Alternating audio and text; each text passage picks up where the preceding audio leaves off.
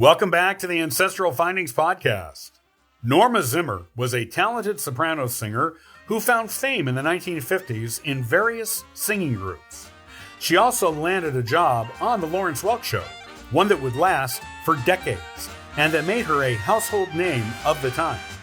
A farm girl who loved to sing, Norma found incredible success in a tough industry. This is her story.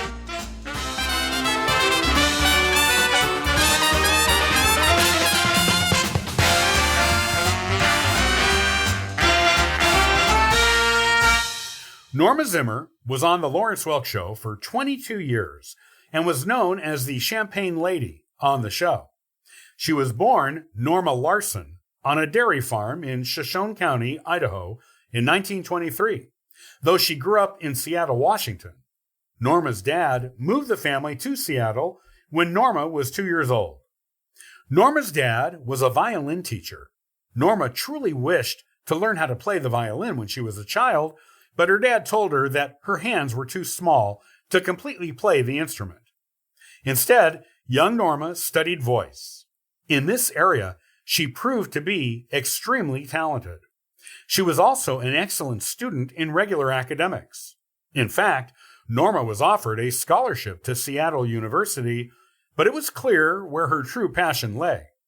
Instead of accepting the huge honor of the scholarship, she chose to continue studying voice. Norma was singing in a church choir when, one Sunday, the church had a guest artist present to sing with the choir. This guest artist was impressed with Norma's singing and suggested to her that she go to Los Angeles, California, and audition for musical groups out there. As soon as she turned 18, this is exactly what Norma did. Young Norma was, in fact, a highly talented vocalist, and she soon found the work she was seeking. She sang with a variety of vocal groups in Los Angeles, including the Norman Luboff Choir and the Ken Darby Singers. While the young Norma was a beginning, promising professional singer, she married Randy Zimmer, who was a builder and property developer. They wed in 1944 and made their home together in Los Angeles. Their marriage was a wonderful success, with them being together for 64 years until 2008, when Randy crossed to the other side. They had 2 sons together named Ron and Mark. A few years after her marriage, Norma made her solo debut on the radio. This was in 1947 on a radio show called Sparkle Time.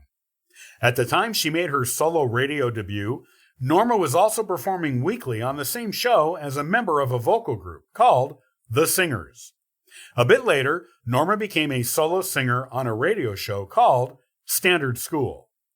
In the 1950s, Norma appeared on the most popular TV variety shows of that decade.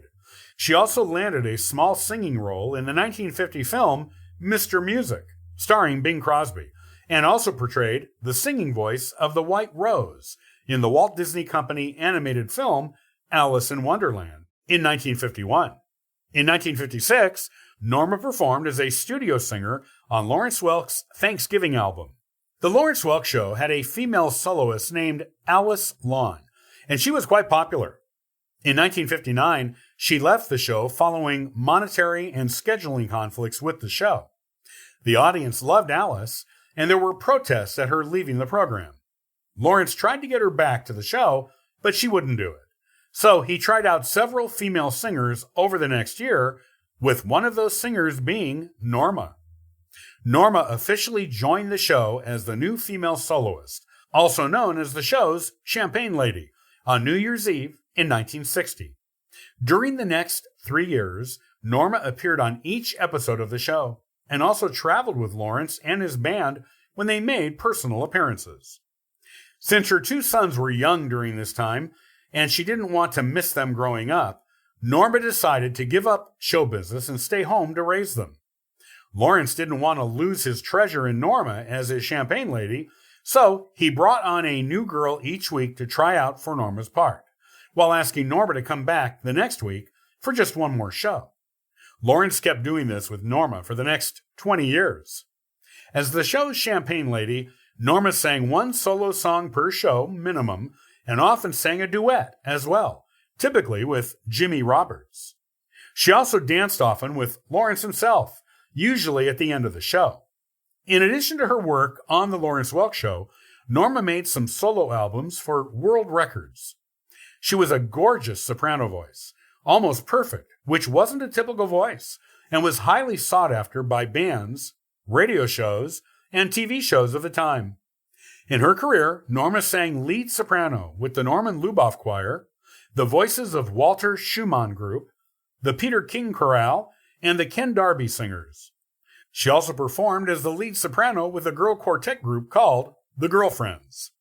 The Girlfriends sang backup vocals for the likes of such illustrious performers as Frank Sinatra, Perry Como, and Dean Martin, as well as other singers of the time. The Girlfriends also sang backup on Bing Crosby's famous cover of Irving Berlin's song, White Christmas. Norma also dipped a toe a few times into the world of Christian music. In 1972, she traveled around the world singing at religious concerts. She also sang with the Billy Graham Crusade on the TV show Hour of Power. In addition, Norma was once a soloist at the White House when Richard Nixon was president. She also recorded a number of traditional Christian music albums. Besides singing, Norma loved to paint and did it as a hobby. In her life, she made more than 100 paintings, most of them being portraits. Also, she owned a ski lodge with her husband at a place called Kratka Ridge, and additionally owned, also with her husband, a mobile home park with more than 100 spaces for mobile homes. Norma crossed to the other side at her home in Brea, California in 2011 at the age of 87. She left behind a beautiful legacy of delightful, wholesome music that the entire family can enjoy. She also left her sons, as well as 3 grandchildren, to carry on the light she brought to this planet.